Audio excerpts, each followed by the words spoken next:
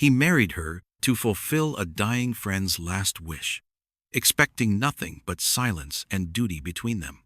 But as her laughter filled his home, and her hands mended more than just curtains, it made him wonder, how did a stranger become the one thing he never knew he needed? The dust hadn't even settled on Main Street when Rhett Marlowe heard the gunshots.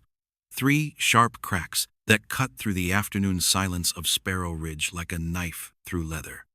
By the time he reached the saloon, his boots pounding against the wooden planks, Jesse Callahan was already dying. Blood pooled beneath his friend's body, spreading across the sawdust floor in dark, telling stains.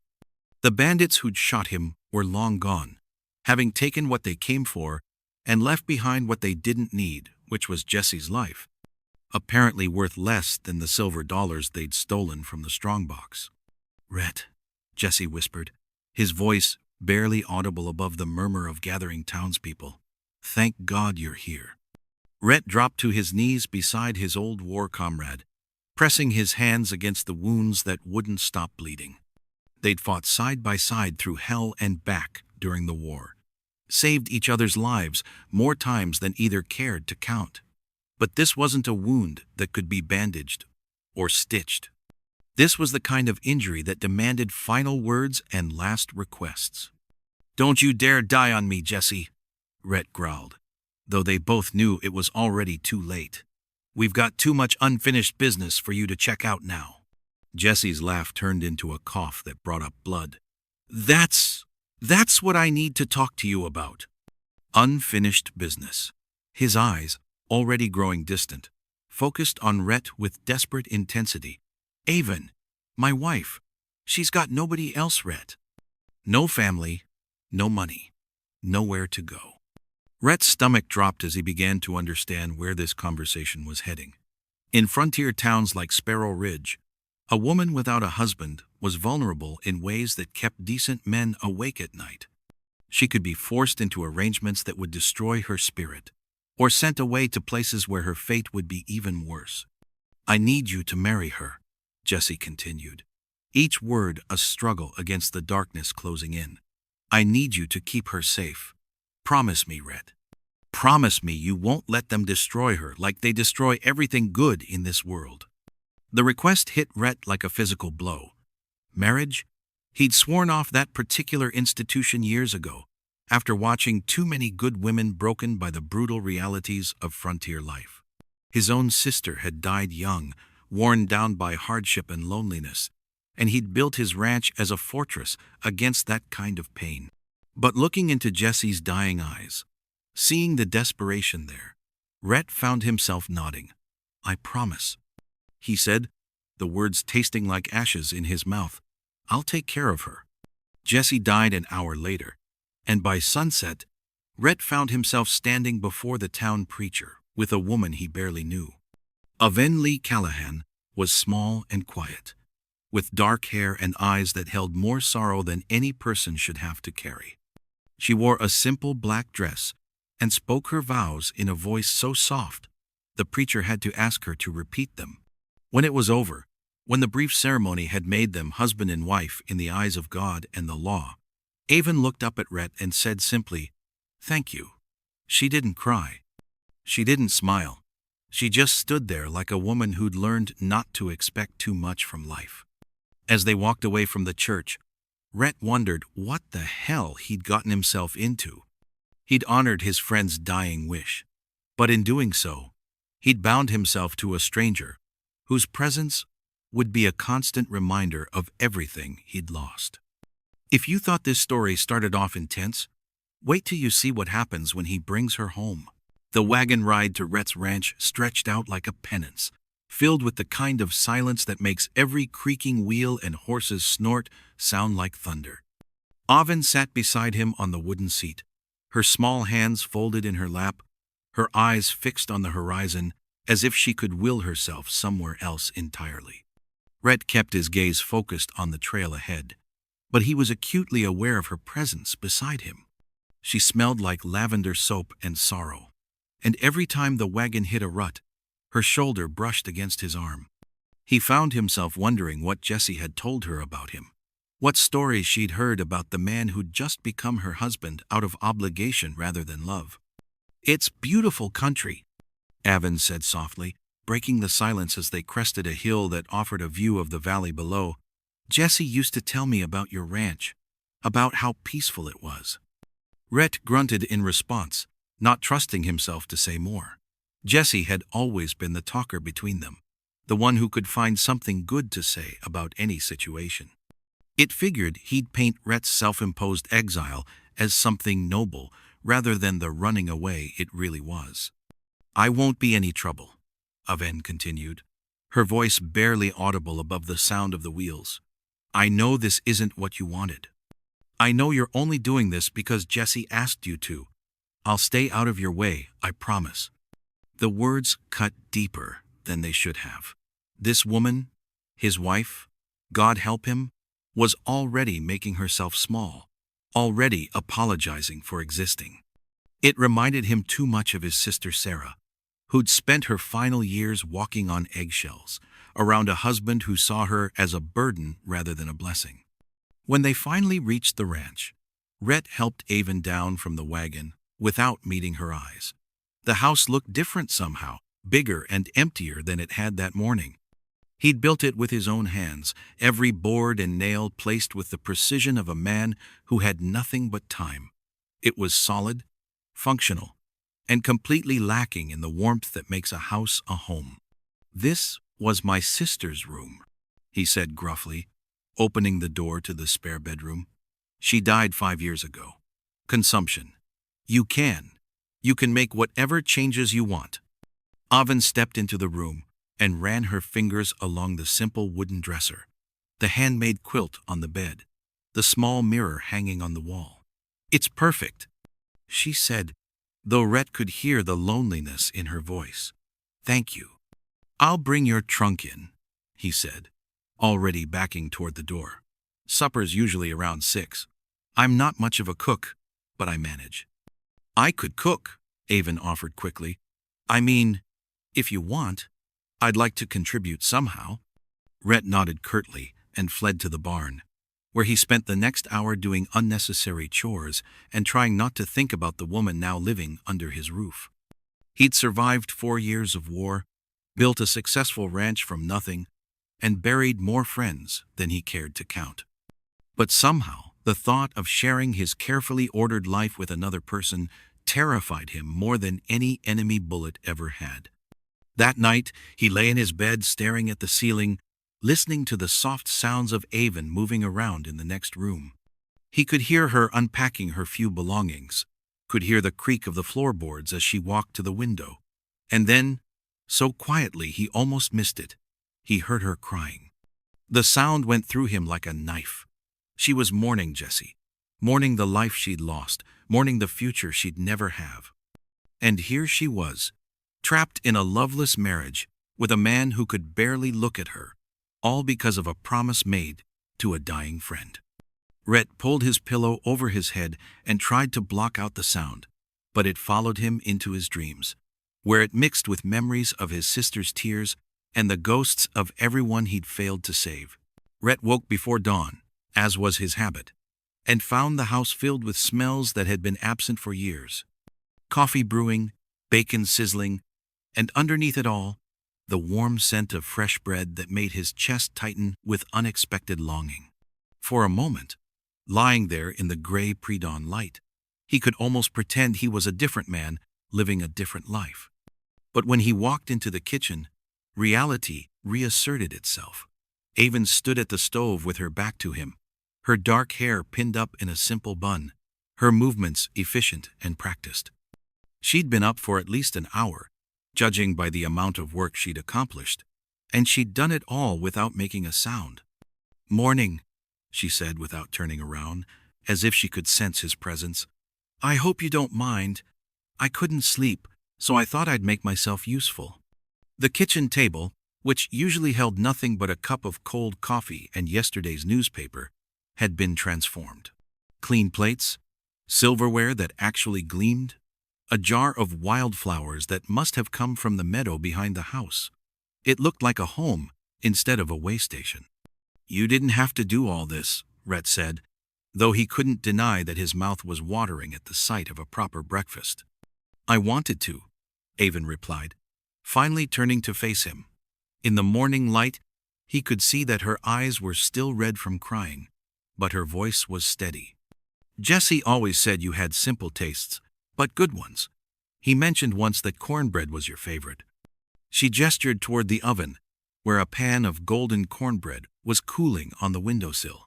The sight of it stopped Rhett cold. It had been years since anyone had bothered to remember what he liked. Years since anyone had cared enough to make the effort. His throat constricted with an emotion he didn't want to name. Jesse had a big mouth, he said roughly, reaching for sarcasm like armor, always sticking his nose where it didn't belong. If Avon was hurt by his harsh tone, she didn't show it. She simply nodded and began filling a plate with bacon, eggs, and a thick slice of the cornbread that smelled exactly like the kind his mother used to make. He loved you like a brother, she said quietly. He worried about you living out here all alone. Rhett took the offered plate without meeting her eyes, afraid of what she might see in them. The first bite of cornbread nearly undid him. It was perfect, sweet and crumbly, with just the right amount of molasses. It tasted like comfort, like home, like everything he'd convinced himself he didn't need. It's good, he admitted grudgingly, and saw something that might have been a smile flicker across Avon's face. For the rest of the meal, they ate in companionable silence. Avon picked at her food, eating like a bird, while Rhett cleaned his plate with an enthusiasm he hadn't felt for cooking in years. When he was finished, she stood to clear the dishes, but he caught her wrist gently. You don't have to wait on me, he said, surprised by the warmth of her skin under his fingers. This isn't that kind of arrangement. Avon looked down at his hand on her wrist, then back up at his face. I know, she said softly, but taking care of people is what I do. It's who I am. If you take that away from me, I don't know what's left. The honesty in her voice caught him off guard. This wasn't about duty or gratitude. This was about a woman trying to find her place in a world that had already taken so much from her. Rhett released her wrist and stepped back, feeling like he'd glimpsed something private and precious. Do what you want, he said, his voice gruffer than he intended. Just don't expect me to be grateful for it. Avon's smile was sad but understanding. I don't expect anything from you, Rhett Marlowe. Jesse taught me that the best gifts are the ones given without expectation of return.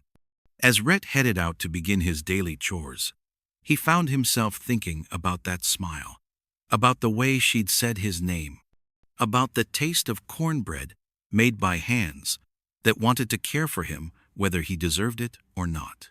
The storm rolled in just after sunset, bringing lightning that split the sky and thunder that shook the ranch house to its foundations. Rain hammered against the windows like bullets, and the wind howled with fury.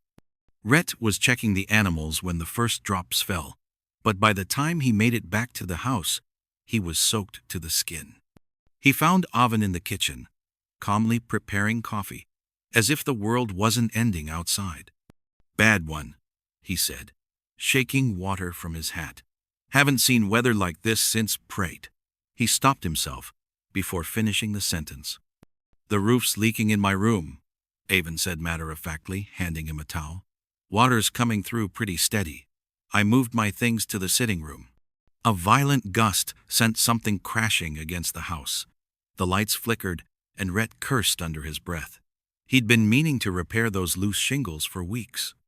The sitting room was cramped with Avon's belongings, her trunk against one wall, dresses hung on pegs, personal items arranged on the mantelpiece. She'd made a makeshift bed on the sofa, covered with quilts that looked inadequate against the storm's fury. You can't sleep there, Rhett said, eyeing the narrow sofa. You'll be miserable all night. I'll be fine, Avon replied. But another flash of lightning illuminated the room, and Rhett caught sight of something that stopped him cold. As the bright light struck her, the neckline of her dress shifted, revealing a scar along her collarbone, a thin, deliberate line that could only have come from a blade. The sight hit him like a physical blow. He'd seen enough knife wounds during the war to recognize deliberate cruelty. His hands clenched into fists as rage swept through him, not at Avon but at whoever had marked her. Without a word, he shrugged out of his heavy coat and draped it around her shoulders. The gesture was instinctive, protective, born from a need to shield her from something that had already happened. Avon pulled the coat closer, her eyes wide with surprise. "Thank you," she whispered. And in those words, Rhett heard layers of meaning, gratitude, not just for the coat, but for not asking questions, for not making her explain wounds that went deeper than skin. They spent the night in the sitting room, Rhett dozing in his chair while Avon curled up on the sofa under his coat. Every time thunder crashed, she flinched slightly, and every time she flinched, something twisted in Rhett's chest. When morning came, Avon was already examining the water damage with practical eyes. "I can patch this," she said. "I've got experience with leaky roofs." For the next hour, they worked side by side in comfortable silence, Rhett holding boards while Avon hammered nails with surprising skill. "About last night," Rhett said finally. "About what I saw." "You saw nothing," she said firmly, meeting his eyes with hard-won strength. "And I'm grateful for that." As they cleaned up, Rhett found himself thinking about scars, the ones you could see and the ones you couldn't. He and Avon both carried their share, and maybe that was enough foundation to build something on. 3 weeks into their strange marriage, Avon discovered Jesse's letters tucked away in an old wooden box in Rhett's closet. That evening, as rain drummed against the windows, she approached him with the box cradled in her arms. "I found these while cleaning," she said softly. "Jesse's letters. I thought maybe you'd want to go through them." Rhett's hands stilled on his newspaper. "I don't need to read them. I know what Jesse thought about most things." "But you don't know what he thought about us," Avon replied, settling across from him. "About what he hoped would happen." Without waiting for permission, she opened the box and withdrew the first letter. "This one's to you," she said, unfolding a letter dated 2 months before Jesse's death.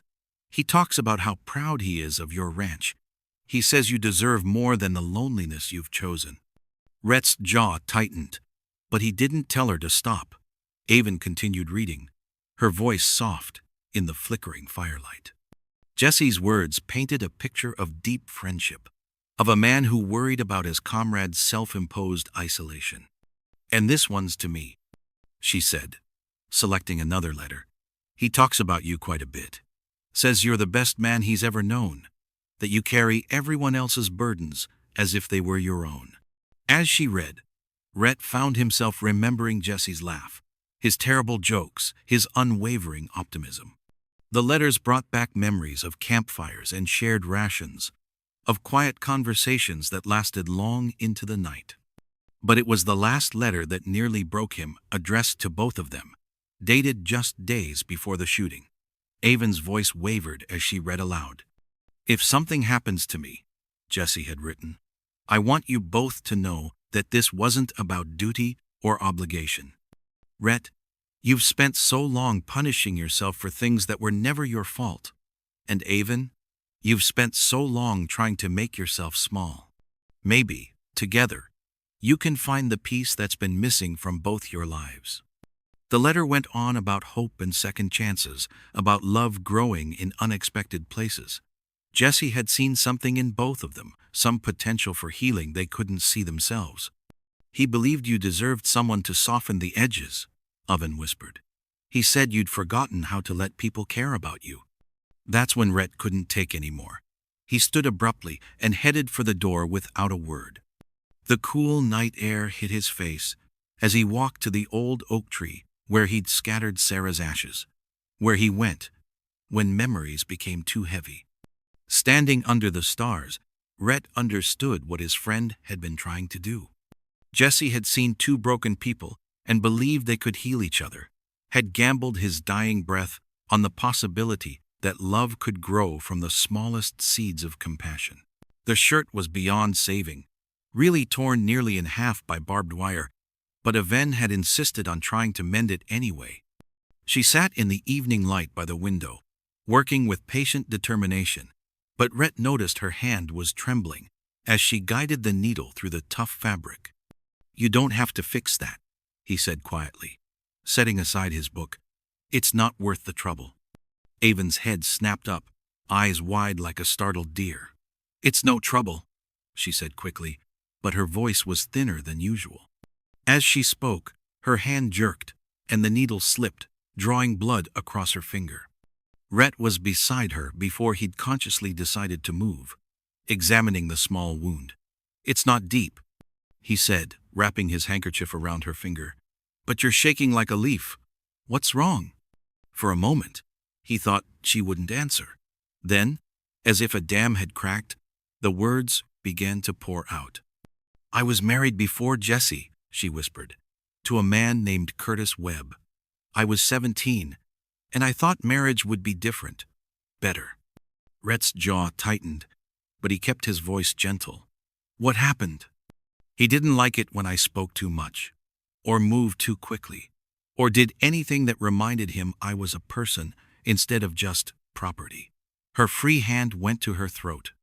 "I tried to be what he wanted, tried to make myself smaller and quieter, but it was never enough." The silence stretched between them, heavy with unspoken horrors. Rhett found himself thinking of all the times he'd seen Avon flinch at sudden movements, all the ways she'd tried to make herself invisible. "I lost a baby," she continued, her voice breaking. "I was 6 months along, and Curtis got angry about something. The baby died 3 days later.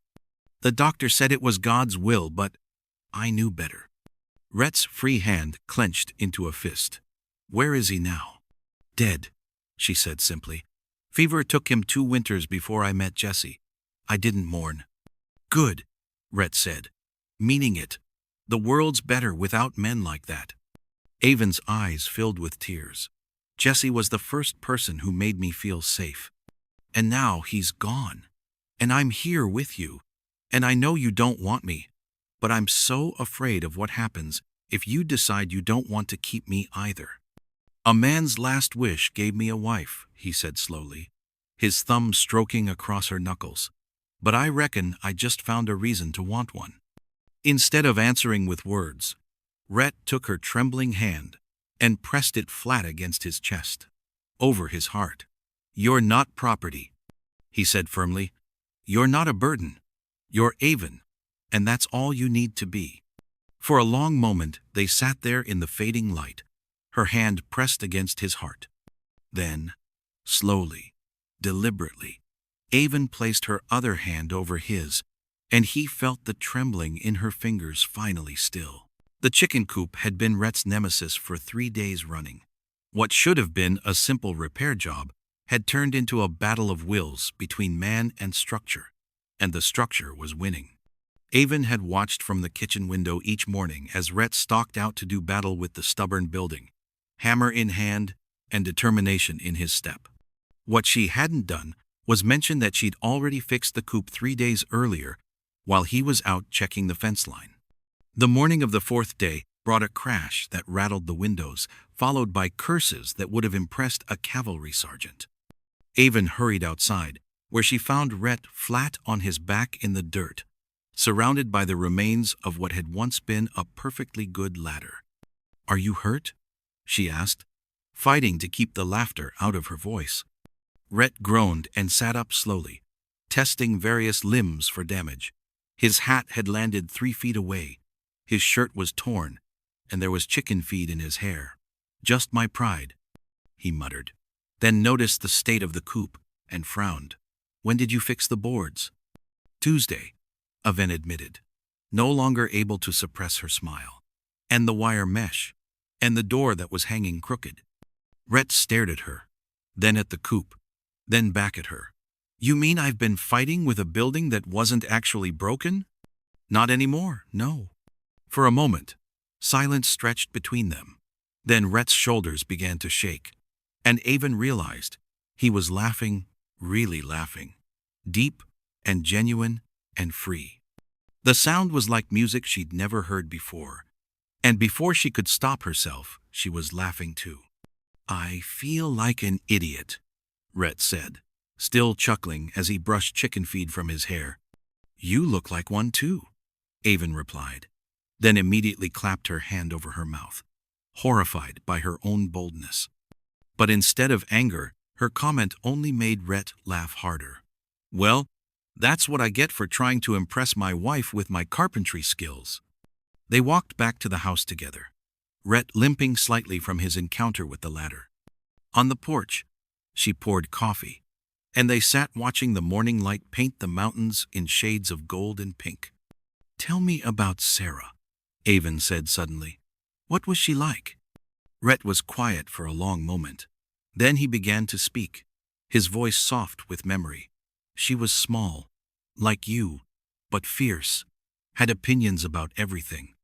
She wanted to be a teacher, said she was going to civilize the whole frontier, one student at a time. She sounds wonderful, Avon said, and meant it. She would have liked you, Rhett continued. She always said I needed someone to take care of me, someone to make sure I didn't get so lost in my own head that I forgot to laugh. He glanced at Avon. She would have been right about that. Thank you, Avon said softly, for fixing the coop, for letting me make a fool of myself, for making me laugh again. She smiled up at him. That's what families do. They take care of each other, even when they're being stubborn fools. Beau Laramie arrived in Sparrow Ridge, like a plague wrapped in expensive clothes. Gold watch chain, glinting, perfectly groomed mustache, hiding a predator's smile. His army of hired guns spread through town like locusts, buying drinks for nervous ranchers while their boss made generous offers that sounded more like threats with each passing hour. By the time Rhett and Avon made their weekly supply run, half the valley's homesteaders had already sold out. The other half huddled in worried clusters, whispering about mysterious cattle deaths, broken fences, and wells that had suddenly run dry on properties that refused Laramie's gold. That's our problem right there, Sheriff Morrison muttered, nodding toward the bank where Laramie held court. Been squeezing folks for weeks. The Henderson place burned down last Tuesday lightning strike, he claims. Funny how lightning only strikes ranches that won't sell. Rhett studied the man who was systematically destroying their community. During the war, he'd learned to recognize men who viewed other people as obstacles to be eliminated. Laramie had that same cold calculation in his eyes, the same casual cruelty that turned neighbor against neighbor. Marlowe! Laramie's voice boomed across the street, drawing every eye in town. Just the man I wanted to see. I trust you've reconsidered my offer? Never made one I was interested in hearing, Rhett replied, his hand instinctively settling near his gun as Laramie's men began to spread out in a pattern he recognized from countless skirmishes. Laramie's laugh was like glass breaking. Come now, don't be hasty. Your lovely wife certainly deserves better than this hard-scrabble existence. A woman of her obvious breeding shouldn't be wasting away in these God-forsaken hills. The insult was deliberate, a suggestion that Avon was too refined for ranch life, too delicate for a man like Rhett. It was designed to make her feel ashamed of her choices, to drive a wedge between them when they needed to stand united. But Avon had spent too many years being diminished by men who thought they knew what was best for her. She stepped forward, and Rhett felt something shift in the air around them, not fear, but power. His wife had found her voice, and she was about to use it. Mr. Laramie, Avon said, her words carrying across the suddenly silent street, I've lived in Denver mansions and dirt floor cabins. I've worn silk dresses and patched calico. And I can tell you this, a man's worth isn't measured by his bank account, but by whether he builds things up or tears them down. She paused, letting her gaze sweep across the townspeople who'd gathered to watch the confrontation. You come here with your gold and your threats, destroying communities that took decades to build. You think that makes you powerful, but all I see is a small man who's so empty inside that he has to steal other people's dreams to feel whole. The silence that followed was electric. Even Laramie's hired guns looked uncomfortable, shifting their weight as murmurs of approval rippled through the crowd. This slip of a woman had just called out the most dangerous man in the territory, and she'd done it with the kind of quiet dignity that made her words hit like bullets. Laramie's mask slipped completely, revealing something ugly and vicious underneath. "You'll regret those words, Mrs. Marlowe. Both of you will. This valley's going to be mine, one way or another. I've got the money, I've got the men, and I've got the patience to wait for the right moment." That's when Rhett stepped between Laramie and his wife, moving with the fluid grace of a man who'd survived 4 years of combat. He didn't draw his weapon, didn't raise his voice, but something in his posture made the hired guns take an involuntary step back. "Mr. Laramie," Rhett said quietly, his voice carrying the kind of authority that came from leading men in battle. "I've got something. You don't have neighbors who've seen what kind of man you really are. And a wife who's brave enough to speak the truth, even when it's dangerous." He let his gaze sweep over Laramie's men, noting their positions, their weapons, their tells. "You want my land? Come and take it. But understand this, I didn't survive Antietam and Gettysburg to be intimidated by a tin horn with more money than sense. Push me, and you'll discover why the Confederates called me Hell's Own Marlowe." The standoff stretched like a bowstring, 20 pairs of eyes watching for the first sign of movement. Then Sheriff Morrison appeared with a shotgun cradled in his arms, flanked by every respectable man in town who'd grown tired of living in fear. Laramie looked around, calculating odds that had suddenly shifted against him. With a visible effort, he forced his practiced smile back into place. "Of course, we're all civilized men here. But remember, Marlowe accidents happen. Wells dry up, cattle get sick, houses catch fire. It would be a shame if your lovely wife were to suffer because of your stubbornness." As Laramie and his men rode away, Rhett felt Avon's hand slip into his. She was trembling slightly, but her grip was firm, her chin raised in defiance. They'd drawn a line in the sand, and there would be consequences. But for the first time since Jesse's death, Rhett felt like he was fighting for something worth protecting, not just land or cattle, but a home built on love instead of obligation. "That was either very brave or very foolish," he murmured as they loaded their supplies. "Both, probably," Aven replied, but there was steel in her voice. "Some things are worth fighting for, Rhett, and this what we've built together is one of them." 3 days after the confrontation with Laramie, Rhett found himself standing in the barn before sunrise, staring at Sarah's old porch swing. For the first time in years, the sight of his sister's handiwork didn't fill him with crushing grief. Instead, he felt something he'd almost forgotten: hope. "I wondered when you'd finally face that," Avon said softly from the doorway, carrying 2 steaming cups of coffee. "Sarah would want it used, not hidden away like a shameful secret." "She always said this place needed a proper swing," Rhett replied, accepting the coffee gratefully. "Claimed no home was complete without somewhere to sit and watch the world go by." Working together in the golden morning light, they carried Sarah's swing to the front porch. Rhett's hands were steady as he secured the chains to the ceiling beams, every movement feeling like a small act of redemption. When they finished, the swing looked like it had always belonged there. Avon settled onto the worn wooden seat, testing its gentle sway. "Perfect," she breathed, and Rhett heard layers of meaning in that single word. He joined her, the familiar creak, creating a rhythm that seemed to match his heartbeat. From this vantage point, they could see the entire valley, rolling hills, dotted with cattle, the Silver Creek winding toward distant mountains, endless sky promising both storms and sunshine. "Avon," he said suddenly, "I moved your trunk to our bedroom." The words tumbled out before he could lose his nerve. "I want you there. Not because I promised Jesse, but because I can't imagine my life without you anymore." Her hand found his, fingers intertwining naturally. "I was wondering when you'd stop being so noble," she said warmly. "This house never felt like mine until you started calling it ours." "You're everything I didn't know I was missing," he said fiercely. Everything I was too broken to believe I deserved. As the sun climbed higher, they sat on Sarah's swing and planned their future real plans about expanding the herd, planting fields, whether the spare room might someday become a nursery. The conversation flowed naturally, inevitable, and right. That evening, Avon found a wildflower on her pillow, the same kind that grew in the meadow where Rhett had scattered Sarah's ashes. Beside it lay a note: "For the woman who taught me that home isn't a place, it's a feeling." As she drifted off to sleep in Rhett's arms, listening to his steady heartbeat and the gentle creak of Sarah's swing rocking in the night breeze, Avon could almost hear Jesse's approving laughter on the wind. He'd gambled his dying wish on the possibility that two broken people could heal each other, and somehow, miraculously, he'd been absolutely right.